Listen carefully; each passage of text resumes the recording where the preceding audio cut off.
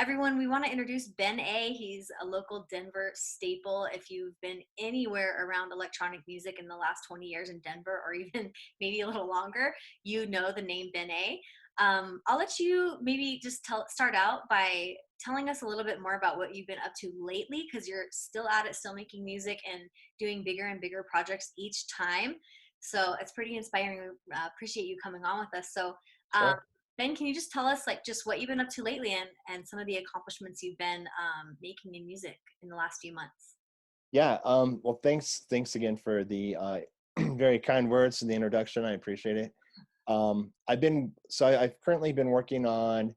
I have a new release that just came out. I'm working with a one of the two releases or two EPs that I have coming out with a Grammy nominee artist. His name is Eddie Amador, and he has been nominated for Grammys probably about 5 times, I believe. And when I was growing up playing records, he wrote a dance track hit that was #1 on Billboard magazine. It's called House Music, and it's still being played everywhere all over the world. And he's pretty much made a living and off that track. I mean, it's incredible. I mean, he makes royalties, and he still produces. He lives in Los Angeles, and he has a house in LA, Santa Monica, that I've gotten to go to a couple times and work with them. And then he's also got a house in I want to say it's London that I've not been to, but he's got studios in both of them. So he works with a lot of European vocalists, and he works obviously in Santa Monica area, and that's pretty much the hub for studios in California. So we just had a release that we finished in November, and it came out last Friday on Witty Tunes. That's a label out of Amsterdam and partially out of DC. They started in Washington, DC, and then they kind of transplanted to Amsterdam. So it's a pretty big label. It's an independent label that has been around for, gosh, I don't even know. I'd probably say a steady 10, maybe 12 years. And they signed this new EP. It's called Dolomites and Mr. Acid. Those are the names of the songs.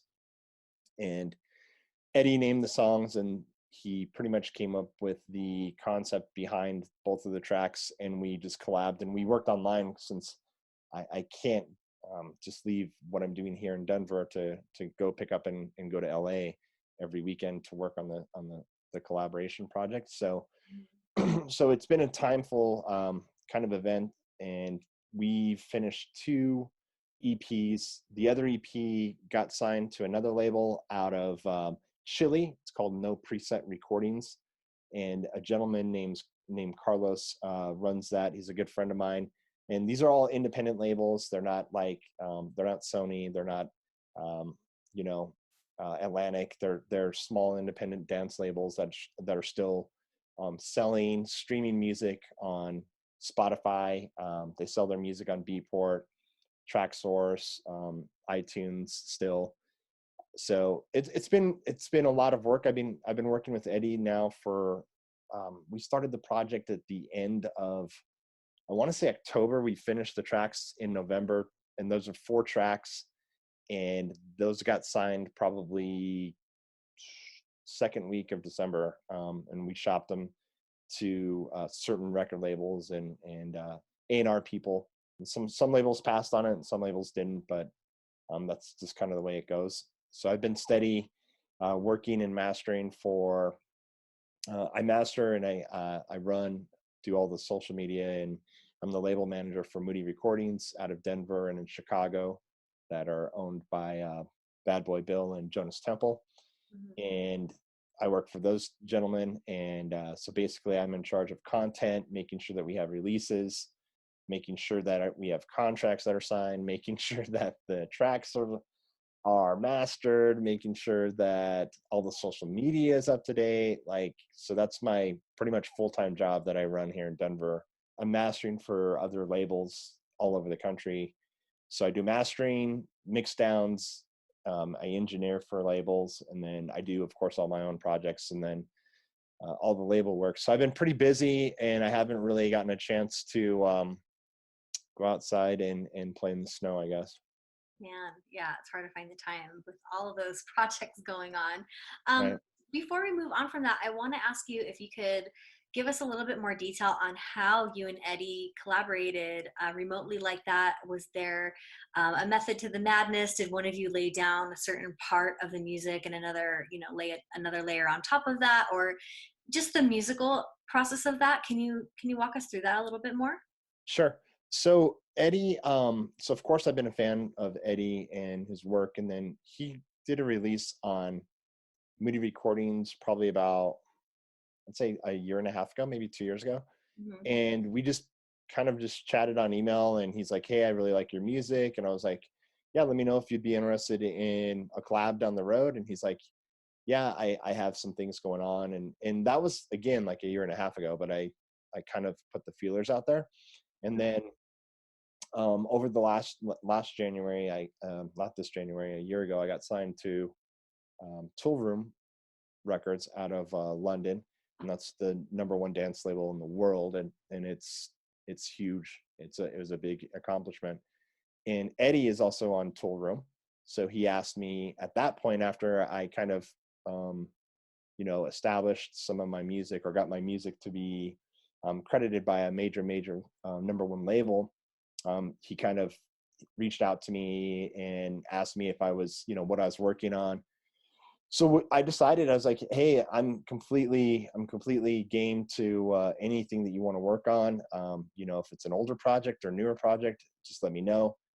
And he's like, "Okay, well, send me a couple of your new tracks that you're working on." So I sent him a couple of unreleased tracks that are still being shopped to labels, and he liked them, and he's like, "Wow, I can't believe these haven't been picked up yet." And it's just kind of the way it goes in the music industry. It takes a while before you get labels to respond because they're labels. That's what they do. So he sent me a Dropbox. So the music industry, I think, pretty forward uses all of us use Dropbox. So we were using Dropbox, and he sent me some files, and he's like, "These are older files that we can maybe collab and kind of make more modern and give it a more modern feel and sound." And so we went through and we kind of picked the tracks. And I picked two tracks, and then I was like, "Give me the parts for these that I need." So he made a folder, gives me the parts of like the bass line, the kick drum, which obviously I'm going to change because I use my kicks on all of my tracks, so I'm kind of specifically in tune with those. So we basically broke down the track step by step, and he put in the parts into Dropbox, and then I opened in my session, and I sent him for one track I sent him like 5 ideas, and those are like groove lines, what I would call is a groove beat, just 24 measures, Hmm. just bass lines, drums, synthesizers, maybe some but it's got to have like a feel to it, so we call them a groove. And that's basically where we start with our tracks. So for each track, I sent them 5 different versions to pick from, and then we went from there. And it kind of, it happened kind of quick, and we kind of went back and forth on a couple things. But for the most part, he was completely open about what I wanted to do with the tracks. So he sent me the parts, and what I mean by parts is he would send me probably about 10 parts for a track, and normally a tech house or a dance music track has about anywhere, my personal sessions probably have anywhere between 30 to maybe 40 different tracks, um, depending if there's a lot of vocals or if there's not. Hmm. And so we just kind of went from there, and he got to pick some of his favorites that he liked of my production, and then we just kept moving forward with them. And then we finished these 2 tracks, like I said, and then they got signed. And then he's like, "Hey, do you want to do another? Do you want to, take a peek at some other tracks?" And I was like, "Yeah, let's go." Hmm. And so I finished 2 more tracks before the end of December with Eddie, and he basically had some things that he had to take care of. with his family. So he's like, listen, when I get back to the studio, we're going to work on another project. So we're getting ready to start our third project, our collab, just because it's easy and we have a good, um, I guess it's like a good relationship and understanding, because I'm a lot younger than he is. And I mean, I wouldn't say a lot, but I mean, I'm definitely a generation younger than he is. And he, a lot of these older artists, their production could start to sound a little dated because they're not pushing the envelope with a lot of their new music and a lot of new, I guess, techniques that come out and just being creative. Mm-hmm. So, so he was really open to everything that I brought to the table, and he's been awesome to work with. He's a great guy. He's not, he's probably one of the most humble artists I've worked with. Down to earth. I mean, if you saw him on the street and you didn't know who he was, you would never know. He's just the nicest guy. Yeah. So would you say that working with Moody has been opening doors for you in terms of collaborations like that? You mentioned that that's where you guys sort of met and really started to develop that good relationship. Has that happened with other artists for you, or do you have any other thoughts on, let's say we have people who would like to be collaborating in those ways with their heroes? How do they get there? How do they meet those people? Is it a factor of trying to just be in the right place and working somewhere where those types of people might be coming through? Um, that's a good question. I think, of course, I don't think that working or running a label is going to open up any doors for anybody.